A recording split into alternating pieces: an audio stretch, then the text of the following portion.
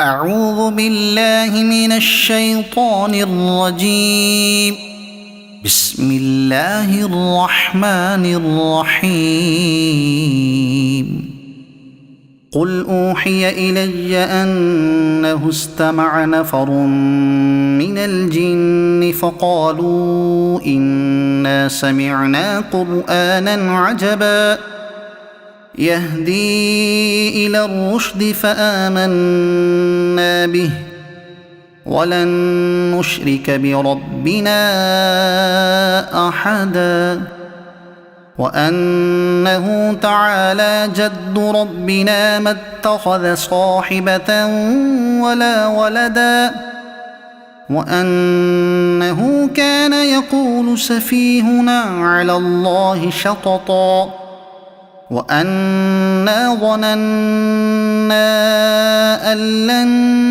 تقول الإنس والجن على الله كذبا وأنه كان رجال من الإنس يعوذون برجال من الجن فزادوهم رهقا وأنهم ظنوا كما ظننتم أن لن يبعث الله أحدا وأنا لمسنا السماء فوجدناها ملئت حرسا شديدا وشهبا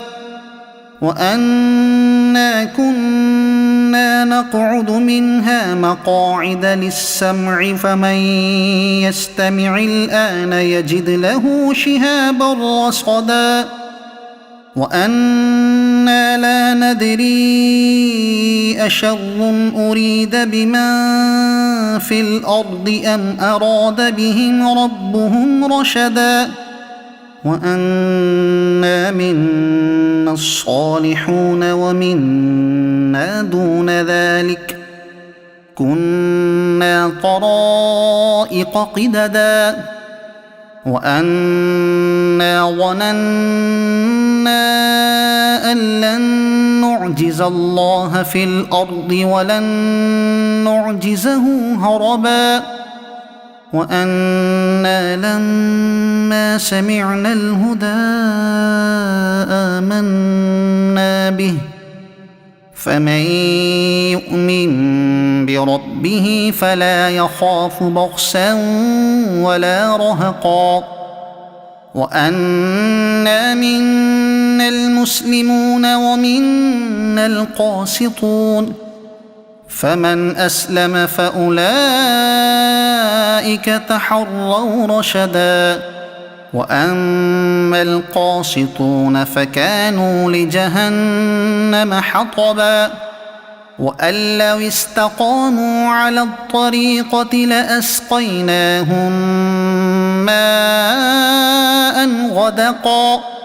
لنفتنهم فيه ومن يعرض عن